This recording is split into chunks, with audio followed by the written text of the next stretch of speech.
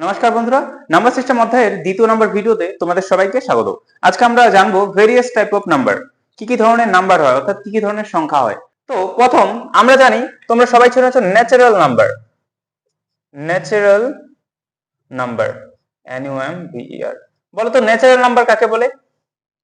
আমরা গণনা করার জন্য যত কিছু সংখ্যা সাধারণত ব্যবহার করি, যেমন 1 2 3 4 5 6, আমরা কি শূন্য কি কখনো গণনা করি? বলে শূন্যটি আম তোকে দিলাম, ঠিক আছে, শূন্যটি আমি নিজে নিলাম, শূন্যটি কখনো বলি না। তো শূন্য এখানে কিন্তু আসে না।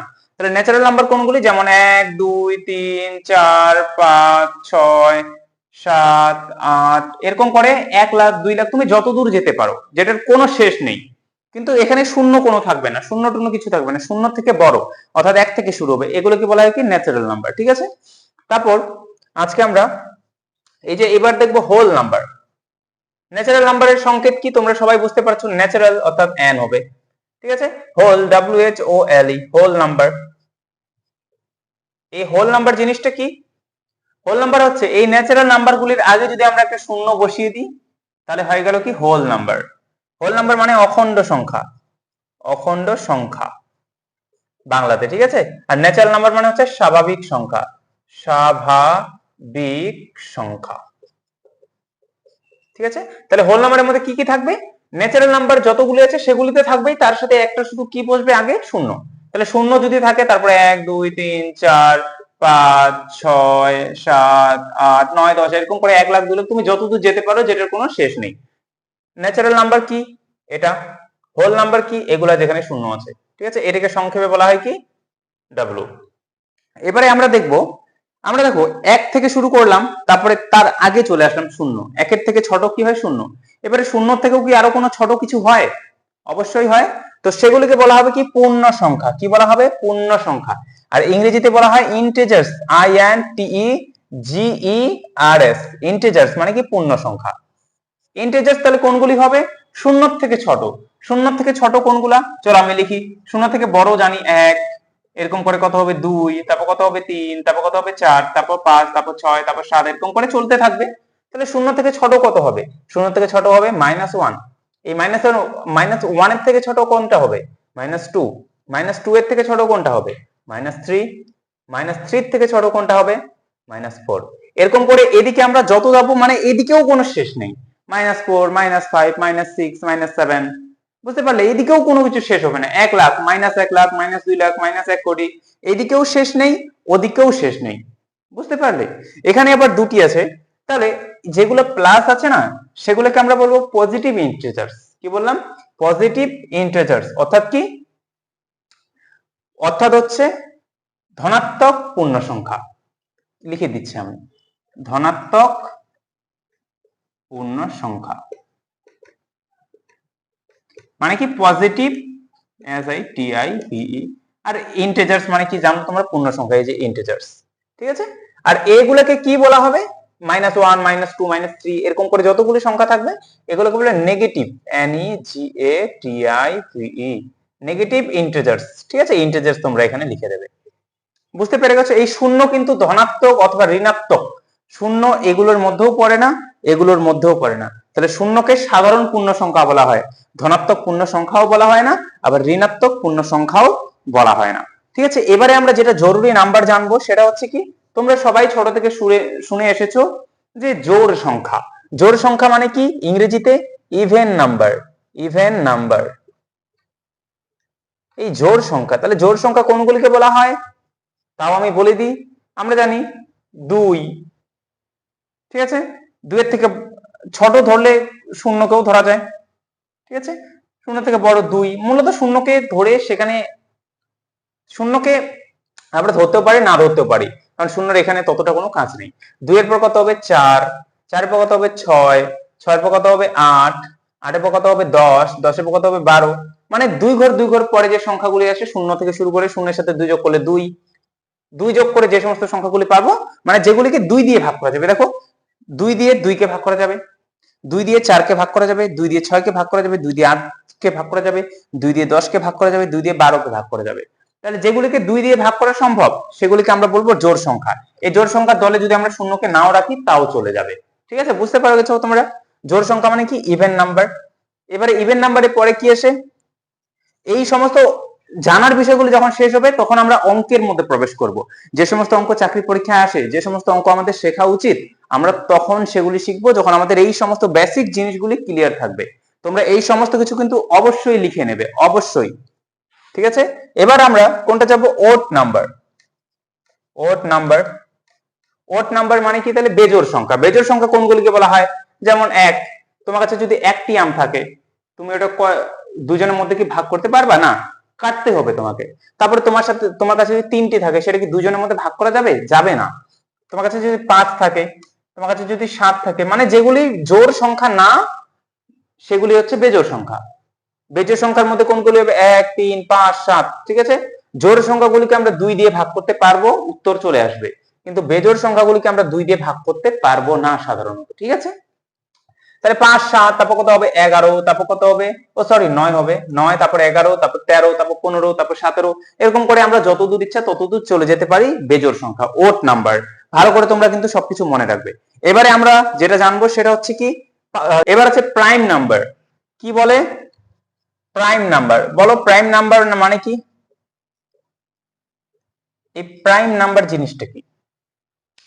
প্রাইম নাম্বার যে সমস্ত সংখ্যার শুধু এক দিয়ে ও সেই সংখ্যা দিয়ে ভাগ হয়, যে সমস্ত সংখ্যাকে শুধুমাত্র এক দিয়ে ভাগ করা যায় এবং সেই সংখ্যাটি দিয়েই সেই সংখ্যাটাকে ভাগ করা যায়, সেগুলিকে বলা হয় প্রাইম নাম্বার। প্রাইম নাম্বার মানে কি?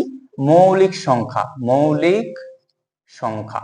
আশা করি তোমরা সবাই মৌলিক সংখ্যার কথা শুনেছো। তাহলে মৌলিক সংখ্যা কোনটি হবে? যেমন যদি আমরা সব থেকে ছোট দেখি 2, তারপরে কত হবে? 3, তারপরে কত হবে? 5, তারপর কত হবে? 7, তারপর কত হবে? 11, তারপর হচ্ছে 13, তারপর কত হচ্ছে? 17। ঠিক আছে, তারপর এরকম করে আরো অনেক আছে, 23 আছে, 29 আছে, 31 আছে। তো এই সমস্ত যে সংখ্যাগুলি কি আছে, মানে সংখ্যাগুলি আছে, সেগুলিকে বলে মৌলিক সংখ্যা। মৌলিক সংখ্যা কেন? দেখো তুমি 2 কে কত দিয়ে ভাগ করতে পারবা? 2 কে শুধুমাত্র 1 দিয়ে ভাগ যাবে, 2 একে 2। আর 2 কে কত দিয়ে ভাগ যাবে? 2 কে শুধুমাত্র 2 দিয়েই ভাগ যাবে, মানে এই সংখ্যাটি দিয়েই ভাগ যাবে, 2 একে 2। আর কোন সংখ্যা দিয়ে কি তুমি 2 কে ভাগ করতে পারবা? পারবাই না। তারপরে বলো 3 কে তুমি কত দিয়ে ভাগ করতে পারবা? শুধুমাত্র 1 দিয়ে। আর কত দিয়ে? 3 দিয়ে ভাগ করা যাবে। অন্য কোন সংখ্যা দিয়ে সম্ভব? কিন্তু আমরা এই জায়গায় যদি 6 নিতাম, 6 কে দেখো 1 দিয়েও যাবে, আবার 6 কে কত দিয়ে যাবে? 2 দিয়েও যাবে, যাচ্ছে না? এই ক্ষেত্রে 2 কে কত দিয়ে ভাগ গেছিল? শুধুমাত্র 1 দিয়ে, আর সেই সংখ্যা দিয়ে 2 দিয়েই। কিন্তু 6 এর ক্ষেত্রে দেখো 2 দিয়ে ভাগ যাচ্ছে, তারপর আবার 3 দিয়ে ভাগ যাচ্ছে, তারপর আবার 6 দিয়ে যাচ্ছে। তাহলে কতগুলি সংখ্যা দিয়ে 6 কে ভাগ যাচ্ছে? যাচ্ছে না। তার জন্য 6 একটা কিন্তু মৌলিক সংখ্যা নয়। আর এই সমস্ত যত কিছু সংখ্যা লিখেছি, এই সমস্ত কিছু মৌলিক সংখ্যা। এছাড়াও আরো প্রচুর প্রচুর মৌলিক সংখ্যা আছে। ঠিক আছে, যেগুলি তোমরা আশা করি তোমরা মৌলিক সংখ্যা সম্বন্ধে ধারণাটি একটু বুঝতে পারলে, যে সমস্ত সংখ্যাকে শুধুমাত্র সেই সংখ্যা দিয়ে অথবা 1 দিয়ে ভাগ করা যাবে, আর অন্য কোনো সংখ্যা দিয়ে ভাগ করা যাবে না, সেগুলিকে বলা হবে কি? Prime number. এবারে আছে কি? Composite. 8 number, composite number. COMPOSITE, composite number. Composite number মানে কি? যৌগিক সংখ্যা। এবারে তোমরা বলো মৌলিক সংখ্যা জানলাম, এবারে যৌগিক সংখ্যা তাহলে কি হবে? যৌগিক সংখ্যা। যৌগিক সংখ্যা হবে এই মৌলিক সংখ্যা বাদে যে সমস্ত সংখ্যা রয়েছে সেই সমস্ত কিছু যৌগিক সংখ্যা, তবে 1 কে বাদ দিয়ে। 1 আর 0টাকে বাদ দাও, বাকি সমস্ত কিছু যৌগিক সংখ্যা। যেমন যৌগিক সংখ্যার ক্ষেত্রে আমরা যদি 4 ধরি, ঠিক আছে, 4 এর পর কত ধরি? 6 ধরি, 8 ধরি, 9 কেও ধরি। এখানে কিন্তু জোড় সংখ্যাও আছে, দেখো 8, বেজোড় সংখ্যাও আছে 9। ঠিক আছে, জোড় সংখ্যাগুলিও যৌগিক সংখ্যা হয়, আবার বেজোড় সংখ্যাগুলিও যৌগিক সংখ্যা হয়। ঠিক আছে, তারপর কত আছে? 10 আছে, এরকম করে অনেক কিছু আছে, আছে না? তো দেখো এই 4 কে আমরা কত দিয়ে ভাগ করতে পারি? 1 দিয়ে পারি। আর 4 কে কত দিয়ে পারি? 4 দিয়ে পারি। আর 4 কে কত দিয়ে পারি? 2 দিয়ে পারি। দেখো 4টাকে 3 বার ভাগ করতে পারলাম, পারলাম না? 1 দিয়ে ভাগ গেল, 4 দিয়ে ভাগ গেল, 2 দিয়ে ভাগ গেল। কিন্তু মৌলিক সংখ্যার ক্ষেত্রে আমরা ওরকম পারিনি। ঠিক আছে, তাহলে এরকম করে 4, 6, 8 এরকম যে সংখ্যাগুলি আছে, যেগুলিকে 2 বারের বেশি ভাগ করা যাবে সেই সংখ্যা দিয়ে, এবং 1 দিয়ে, এবং বাকি অন্য সংখ্যা দিয়েও ভাগ যাবে, সেই সমস্ত সংখ্যাকে আমরা বলবো কি? Composite number. আশা করি বুঝতে পেরেছো। এবার আমরা জানবো যে সংখ্যা নিয়ে, সেটা হচ্ছে পারফেক্ট নাম্বার। মানে কি? নিখুঁত সংখ্যা। নিখুঁত সংখ্যা। আরো যদি অন্য কোনো নাম থাকে, কারো যদি জানা থাকে, তোমরা কিন্তু কমেন্টে বলতে পারো। আমি এটা বলছি না যে আমি সবকিছু জানি, আমি নিজে শিখতেছি এবং ওই সমস্ত কিছু শিক্ষা তোমাদের সাথে শেয়ার করতেছি, বাস এটা। ঠিক আছে, পারফেক্ট নাম্বার। পারফেক্ট নাম্বার জিনিসটা কি? এটা হলো এমন এক ধরনের সংখ্যা যার প্রকৃত উৎপাদক গুলোর থেকেও সংখ্যাটি সমান হয়। মানে এটা হচ্ছে এমন এক ধরনের ধনাত্মক সংখ্যা, ঠিক আছে, ধনাত্মক পূর্ণ সংখ্যা যেগুলির উৎপাদক সেই সংখ্যাটি সমান হবে। বুঝতে পারোনি তো? চলো বোঝাচ্ছি। যেমন আমি যদি একটা সংখ্যা নিই 6, বলো এই সংখ্যাটির উৎপাদক কি কি হবে? মানে 6কে ভাগ করলে, 6কে যদি আমরা ভাঙি কত কত আসে? 6 মানে কত? একবার আছে 2 গুণ 3, আর কত আছে? 6 একে 6। তাহলে দেখো 6কে ভাঙার পর আমরা কি কি পেলাম? 1 পেলাম, 2 পেলাম, আর কত পেলাম? 3 পেলাম, আর 6 পেলাম। 6 আর 6 তো মিলে গেছে, এটাকে বাদ দাও। এবার এই তিনটা যে উৎপাদক পেয়েছি আমরা, এগুলোকে যোগ করো তো। 3 2 5, 5 এর সাথে 1 যোগ করলে 6। বুঝতে পারলে? তাহলে যে সমস্ত সংখ্যার উৎপাদকগুলি যোগ করেও আবার 6 আসে, সেগুলিকে বলা হয় কি? নিখুঁত সংখ্যা। কিন্তু তোমরা এবার খুঁজবে কিভাবে যে কোনটা নিখুঁত সংখ্যা আর কোনটা নিখুঁত সংখ্যা নয়? এর জন্য তোমাদের একটা সূত্র দিচ্ছি আমি। সেই সূত্রটা হচ্ছে 2, উপরে থাকবে p-1, ঠিক আছে? আর তার সাথে কি থাকবে? থামো, একটু থামো। গুণ 2, উপরে থাকবে p, নিচে থাকবে -1। এটাকে আমি তোমাদের একবার বুঝিয়ে দিচ্ছি কিভাবে। আর এই যে p আছে না, p এর মান কিন্তু সব সময় থাকবে মৌলিক সংখ্যা। p এর মান হিসেবে আমরা অন্য কোনো সংখ্যা নিতে পারবো না, শুধুমাত্র মৌলিক সংখ্যা নিতে হবে আমাদের। তো চলো p এর মান যদি আমরা 3 ধরি, চলো মৌলিক সংখ্যা 3, তাহলে 2 লিখলাম, p এর জায়গায় কত লিখে দিলাম? 3, মাইনাস কত আছে? 1 দিলাম, গুণ দিলাম, 2 আছে দিলাম, p এর মান কত ধরেছি? 3, তো 3 দিলাম, নিচে দিলাম -1। এবার বলো তোমরা কত হবে? 2, আর উপরে 3 থেকে একবার দিলে কত হবে? 2 গুণ 2 এর 3 মানে কত? 2 হচ্ছে 3টা, 2 3টা মানে কি? 2 গুণ 2 গুণ 2, কত হবে? 2 দুগুণা 4, 4 দুগুণা 8, তাহলে কত আসবে? 8। 8 থেকে 1 বাদ দিলে, এবার আমি নিচে লিখছি আবার 2 এর 2, 2টা মানে কি? 2 দুগুণা 4 গুণ কত হবে? 8 থেকে 1 বাদ দিলে হবে 7, কত হবে তাহলে? 4 7 28। তাহলে আমরা প্রথম সংখ্যা পেয়েছি কিন্তু 6, যেটার উৎপাদক গুলি যোগ করে আবার 6 চলে আসে, তখন তোমাদের দেখালাম। এরকম ভাবে 28 সংখ্যাটিরও উৎপাদক গুলি যোগ করে 28 আসবে। তাহলে এর পরের সংখ্যা কোনটি হবে? যেমন আমি মৌলিক সংখ্যা হিসেবে 2 নিলে, আমি p এর জায়গায় যদি 2 নিতাম তাহলে আমাদের উত্তর আসতো 6। p এর জায়গায় আমি 3 নিয়েছি, দেখো তার জন্য উত্তর আসলো 28। এরপরে p এর জায়গায় যদি আমি 5 নিই, যেটা মৌলিক সংখ্যা, 3 এর পরবর্তী মৌলিক সংখ্যা হচ্ছে 5, তো ওই 5 কে নিলে আবার একটা সংখ্যা আসবে। তো এরকম ভাবে তোমরা p এর জায়গায় শুধু মৌলিক সংখ্যাগুলি লিখবে, তারপর তোমাদের এরকম নিখুঁত সংখ্যাগুলি অনেকগুলি বের হয়ে চলে আসবে। ঠিক আছে? আশা করি সবাই ভালো করে বুঝতে পারছো। তো এবারে আমাদের নেক্সট সংখ্যা যেটা, সেটাতে আমি চলে যাচ্ছি। হ্যাঁ, এবারে আমাদের হচ্ছে কো prime number or relative prime number. কি বললাম? পরস্পর মৌলিক সংখ্যা লিখছি আমি, তাও এর মানে একদম সহজ, যে দুটি পূর্ণ সংখ্যা মৌলিক অথবা যৌগিক যাদের গসাগু 1, যদি কোনো দুটি সংখ্যার গসাগু 1 হয়, এটাকে বলে পরস্পর মৌলিক সংখ্যা। পরস্পর মৌলিক সংখ্যা। যদি দুটি সংখ্যার গসাগু 1 হয়, তাহলে আমরা সেটাকে বলতে পারবো কি? যে কো প্রাইম নাম্বার বা রিলেটিভ প্রাইম নাম্বার বা পরস্পর মৌলিক সংখ্যা। যেমন আমি যদি একটি সংখ্যা নিই 2 ও 3, 2 ও 3, আমরা এটাকে সংখ্যা নিলাম, দুটি সংখ্যা নিলাম 2 ও 3, এগুলির গসাগু কত হবে বলতো? এগুলির গসাগু আসবে 1, তাহলে এই দুটি কি? পরস্পর মৌলিক সংখ্যা। তারপরে আমি যদি নিই, মনে করো চলো 9 আর 10 নিলাম, তোমার কি মনে হচ্ছে এই দুটি সংখ্যার গসাগু কত হবে? 100% 1 হবে। তার জন্য এই দুটিও কি হবে? কো প্রাইম নাম্বার, অর্থাৎ পরস্পর মৌলিক সংখ্যা। তারপরে চলো নিলাম আমি আরেকটা সংখ্যা 15 16 নিলাম, 15 16, এই দুটির গসাগু কত হবে? আবার 1 হবে। কেমন করে? দেখো, সিঙ্গেল সিঙ্গেল করি, 15 আর হচ্ছে 16, এই দুটির গসাগু বার করে চলো। 3 5 15, এখানে কত? 4 2 দিয়ে নিই, 8 দুগুণা 16, 2 দিয়ে 4 দুগুণা 8, 2 দুগুণা 4। দেখো কোনো সংখ্যা মিল নেই, আর কোনো সংখ্যা মিল না থাকা মানে 1। বুঝতে পারলে? তাহলে এগুলির যাদের যাদের দুটি সংখ্যার যদি গসাগু 1 হয়, তাহলে আমরা সেই সমস্ত সংখ্যাকে বলতে পারবো কি? কো প্রাইম নাম্বার বা রিলেটিভ প্রাইম নাম্বার অথবা পরস্পর মৌলিক সংখ্যা। ঠিক আছে? তো সেই সংখ্যাগুলি যৌগিক সংখ্যাও হতে পারে, আবার মৌলিক সংখ্যাও।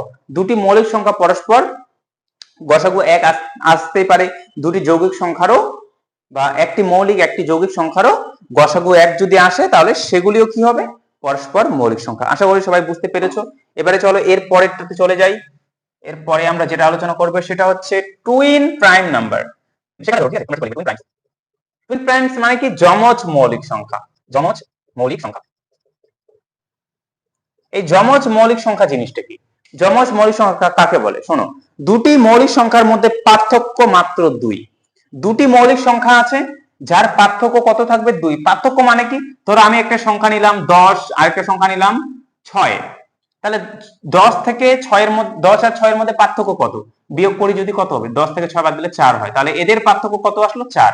তাহলে এরকম করে দুটি মৌলিক সংখ্যার মধ্যে পার্থক্য যদি 2 থাকে তাহলে সেটা হবে কি? যমজ মৌলিক সংখ্যা। তাহলে আমরা কি এমন সংখ্যা দেখতে পাচ্ছি? চলো একটা সংখ্যা নিলাম আমি, মনে করো 3, আর একটা সংখ্যা নিলাম 5। এই দুটি মৌলিক সংখ্যা, 5 থেকে 3 বাদ দিলে কত হয়? 2 আসে। তাহলে 3 ও 5 হচ্ছে যমজ মৌলিক সংখ্যা, ঠিক আছে, টুইন প্রাইমস। তার সাথে কত কত আর নেওয়া যায়? 11, আর যদি 13 কিনি, দেখো 13 থেকে 11 বাদ দিলে 2 আসে। তারপরে কত আছে আর? 19 থেকে যদি 17 কে বিয়োগ করি আবার 2 আসে। তারপর কত আছে আর? 29 থেকে যদি 29 আর 31 থেকে 29 কে বাদ দিলে আবার 2 আসে, তাহলে এগুলিও যমজ মৌলিক সংখ্যা। তারপর আছে কত? 41 থেকে যদি 43 দেখি, 41 আর 43 দুটি মৌলিক সংখ্যা, এবং 43 থেকে 41 বাদ দিলে হয় কত? 2। তাহলে এই সমস্ত কিছু যমজ মৌলিক সংখ্যা। তোমরা ভেবো না যে এই সবকটিই খালি, আরো অনেক হাজার হাজার যমজ মৌলিক সংখ্যা আছে। আমরা যদি সমস্ত কিছু চেক করি তাহলে দেখবে তোমরা মুখস্থই রাখতে পারবে না যে এত হাজার হাজার এরকম যমজ মৌলিক সংখ্যা বের হবে, ঠিক আছে। তারপরে আমরা দেখবো রেশনাল নাম্বার। রেশনাল নাম্বার এরপরে লিখে দিচ্ছি আমি 12 number, rational, TIONAL number. Rational number মানে কি? যে সমস্ত সংখ্যাকে p/q আকারে লেখা যায়, যেখানে q নট ইকুয়াল টু 0, যে সমস্ত সংখ্যাকে এরকম ভাবে লেখা যাবে সেগুলিকে বলা হবে কি? মূলদ সংখ্যা। মূলদ সংখ্যা, বুঝতে পারলে তো? আমরা রেশনাল নাম্বার মানে মূলদ সংখ্যা, যে সমস্ত সংখ্যাকে উপর নিচ ভাবে লেখা যাবে সেগুলিকে মূলদ সংখ্যা বলবো। যেমন যদি আমরা 2 লিখি, এই 2টা মূলদ সংখ্যা, কারণ 2 এর নিচে মনে মনে কত আছে? 1। যদি আমরা এরকম লিখি 3/5, এটাও মূলদ সংখ্যা। 3, 4, 7 এটাও মূলদ সংখ্যা। এই সমস্ত সংখ্যাকে মূলদ সংখ্যা বলা হবে। নিচে যেন কখনো শূন্য না হয়।